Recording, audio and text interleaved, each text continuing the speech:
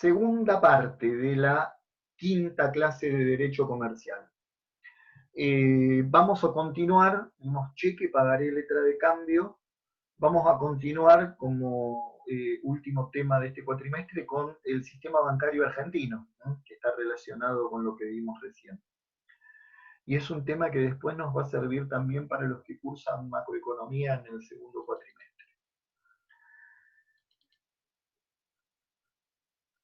A ver.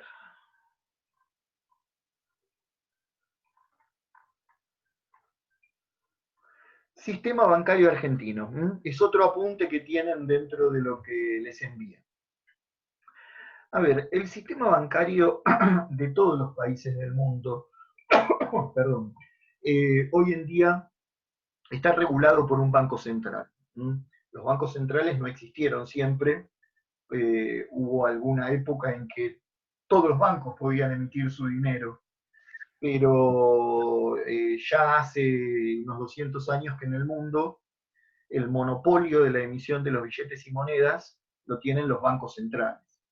El Banco Central de la República Argentina se creó recién en 1930 y encima se creó en esa época en el gobierno de los conservadores con capitales británicos.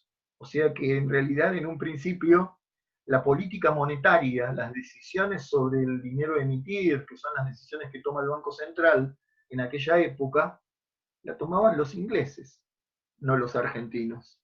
Fue Perón en 1945 que por primera vez nacionaliza como corresponde al Banco Central de la República Argentina, porque si no la política monetaria de nuestro país la decidía Gran Bretaña.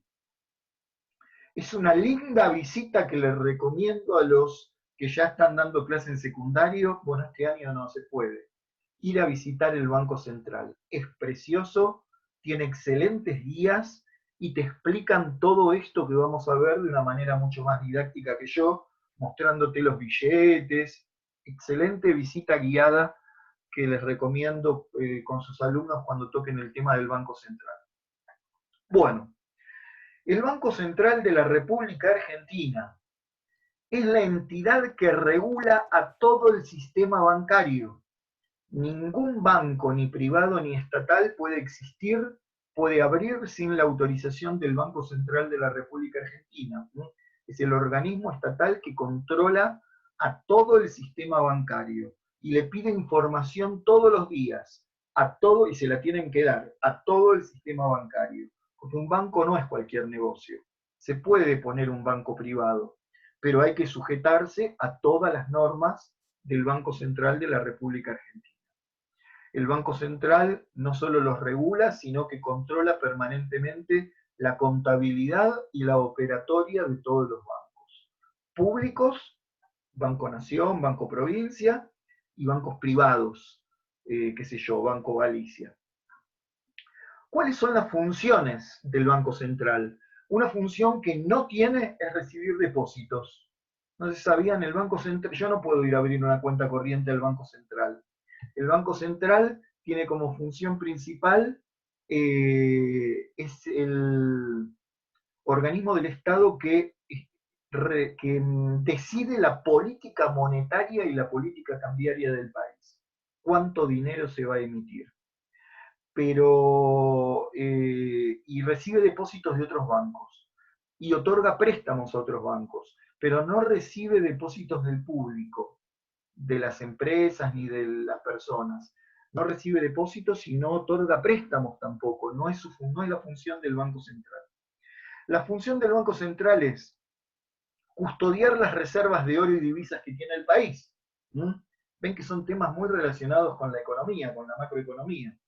En el Banco Central hoy es interesantísimo verlo, cómo parece La Casa de Papel, no sé si vieron la serie, cómo hay unos pisos y toda una construcción bien segura, y el oro y las reservas físicas en divisas que tiene el Banco Central están guardadas de una manera que sea imposible robarlas. Obviamente, no todas las reservas de divisas del país están físicamente en el Banco Central. Parte de las reservas están depositadas en otros países del mundo, como el Banco de Basilea, que actúa como una especie de banco central de todos los bancos centrales del mundo. Pero bueno, para no irme por las ramas, custodia las reservas, es agente financiero del gobierno nacional, o sea, le puede prestar al gobierno nacional cuando hay que cubrir el déficit fiscal y además se encarga de pagar la deuda externa contraída por el gobierno nacional. Tiene la responsabilidad de la política monetaria y también de la política cambiaria. No, a ver si lo dice ahí. Ahí dice, sí, porque compra y vende divisas y con eso puede regular la oferta y la demanda de dólares y la cotización del dólar.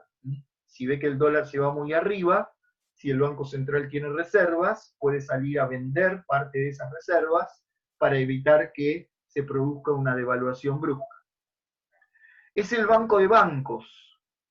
Puede otorgarle préstamos a otros bancos, que esos préstamos se llaman redescuentos, cuando un banco está con problemas de liquidez. Otra función muy importante, es el único banco que puede emitir la moneda de curso legal, a través de la Casa de la Moneda, pero que queda ahí también, en la misma manzana. Es la superintendencia de todas las entidades financieras. Superintendencia quiere decir control. Ejerce la regulación y el control de todas las entidades financieras. Y además de la política monetaria, ejecuta la política cambiaria, comprando y vendiendo divisas para tener una cierta estabilidad en el tipo de cambio. ¿Alguna pregunta hasta ahí? Esas serían entonces las funciones del Banco Central. Ahora, ¿qué operaciones pueden hacer los bancos? Los bancos, no el Banco Central, todo el sistema bancario en general, bancos públicos, bancos privados. Los bancos se dice, podemos clasificar sus operaciones en operaciones pasivas y operaciones activas. Las operaciones pasivas básicamente son recibir depósitos. ¿Por qué se llaman operaciones pasivas? Porque cuando el banco recibe un depósito de nuestra parte, nos debe ese dinero que le hemos depositado. Entonces, cuando el banco recibe depósitos, la operación es pasiva y además la tasa de interés que nos paga, por ejemplo, por un depósito a plazo fijo, se llama tasa de interés pasiva. A veces aparece la información tasa de interés pasiva, tasa de interés activa. Bueno, la tasa de interés pasiva es la tasa de interés que los bancos pagan por los depósitos. Y la tasa de interés activa es la tasa de interés que los bancos cobran por los préstamos. Porque otorgar préstamos para ellos significa tener un activo, un derecho de cobro. Operaciones pasivas, esta parte fácil, la deben conocer todos. Hay muchos tipos de cuenta, muchas variedades de cuenta, pero todas las variedades se basan en estas tres. Una cuenta corriente, que vimos que es un depósito de efectivo de cheques que le permita al titular emitir cheques. Solo la cuenta corriente permite emitir cheques, generalmente no otorga interés. Y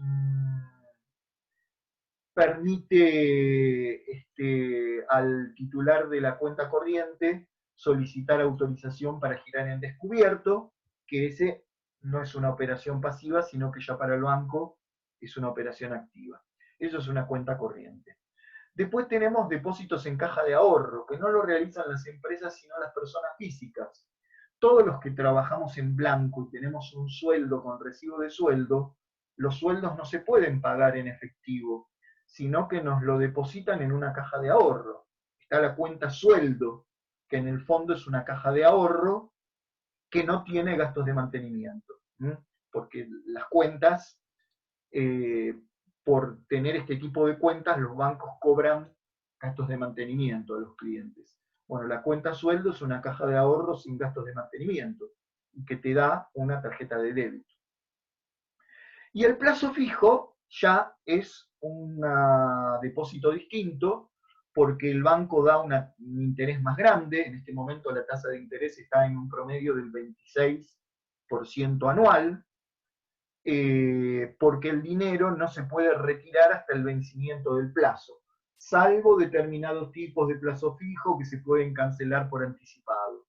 Pero cuando el banco recibe depósitos a plazo fijo, tiene más tranquilidad de que ese dinero lo va a tener por un tiempo y que lo puede utilizar para otorgar préstamos, porque nadie le va a pedir, o casi nadie le va a pedir retirar ese dinero por un determinado plazo. Ojo que cuando recibe fondos en cuenta corriente, también el banco los puede prestar, porque después la persona no va a ir a retirar el efectivo, sino que generalmente se va a manejar emitiendo cheques. ¿Mm? Y el que emite un cheque por ahí ni siquiera sabe que el efectivo que depositó en su cuenta ya no está depositado en efectivo en el banco. Esas son las operaciones pasivas. Operaciones activas. Las operaciones por las cuales los bancos otorgan préstamos y cobran una tasa de interés activa. Y acá aparece el descuento de documentos que ahora les voy a profundizar, que les nombré cuando hablamos hace un rato del pagaré. Operaciones activas, a ver, algunos tipos de préstamos bancarios.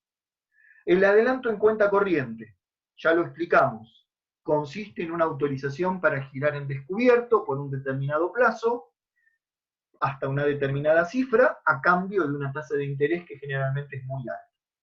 Ese es el adelanto en giro en descubierto. Perdón, el adelanto en cuenta corriente o giro en descubierto. Hay préstamos personales, que son los que otorga el banco por montos bajos, sin solicitar una garantía. A lo sumo te piden el recibo de sueldo, una constancia, una certificación de ingresos, ¿no? Porque el negocio de los bancos, decía un famoso contador, es otorgarle préstamos al que no lo necesita, o al que lo va a devolver seguro. Al pobre que no tiene con qué devolverlo no le va a prestar.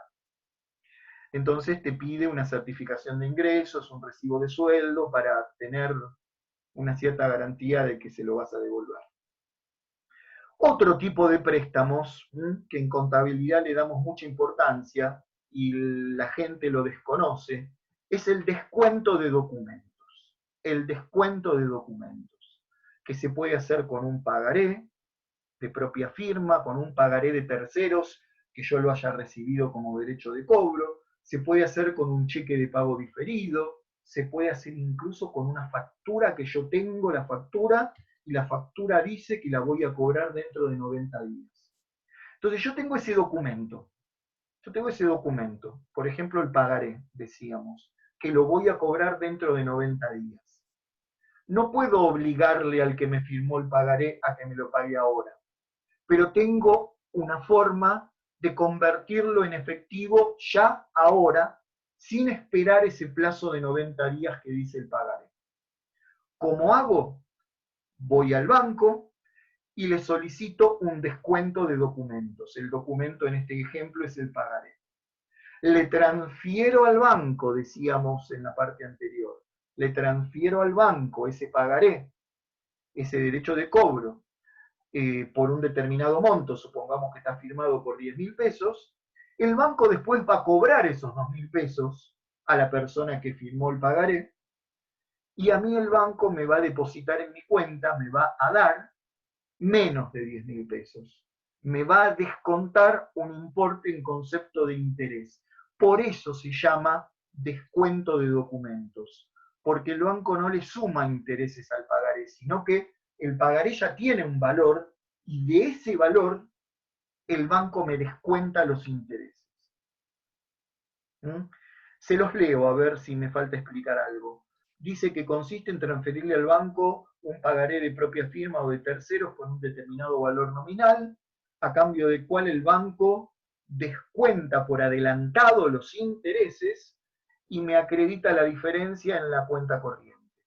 En los casos de descuento de documentos de terceros, cuando es un derecho de cobro que yo tenía firmado por otro, lo que le estoy transfiriendo al pagaré, el solicitante del préstamo, o sea, la persona que le está transfiriendo el pagaré al banco, queda como responsable de que el firmante del pagaré se lo pague al banco. O sea, el banco se asegura que lo va a cobrar. Si el firmante del pagaré no lo llega a pagar, yo que le transferí mi derecho de cobro al banco, quedo como el que lo avala. O sea, voy a tener que pagarlo yo. Y después yo le haré el juicio correspondiente al que firmó el pagaré. Pero el banco se asegura de que tiene el derecho de cobrarle primero al que firmó el pagaré, pero si no lo paga él, de cobrármelo a mí, que yo se lo transferí. ¿Preguntas hasta ahí? En contabilidad van a ver asientos con este tema, porque es una operación que se hace mucho. Vamos terminando. Préstamos prendarios. ¿Saben lo que es una prenda? Yo le pido un préstamo al banco y ¿qué pongo como garantía? ¿Un título de algo? Un bien mueble. Un bien mueble. Un título de propiedad en todo caso de un automóvil. Claro. La prenda se constituye sobre un bien mueble. Entonces el banco me está exigiendo como garantía para otorgarme el préstamo un bien mueble, una maquinaria, un auto, cosa que en caso de que yo no pague las cuotas del préstamo que me dio el banco me va a poder embargar ese bien mueble y se lo va a quedar.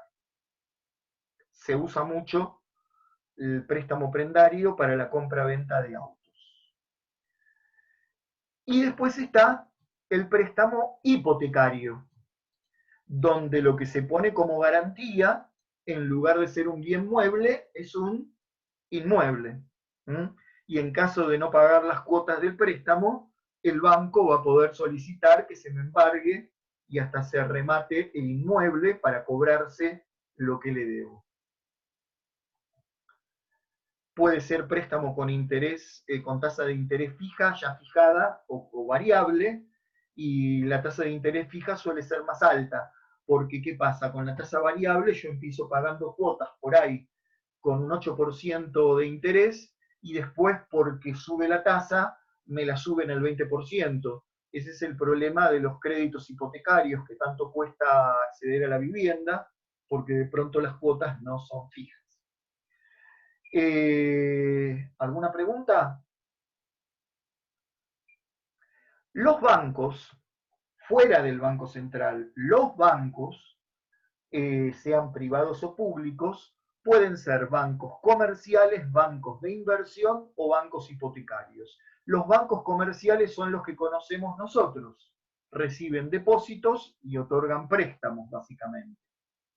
Los bancos los bancos de inversión, perdón, generalmente no los conocemos porque operan más para las grandes empresas. Por ejemplo, el BICE, el Banco de Inversión y Comercio de Exterior, es un banco que se dedica a otorgar grandes préstamos para proyectos productivos de empresas, de pequeñas, medianas o grandes empresas, o de prefinanciar exportaciones.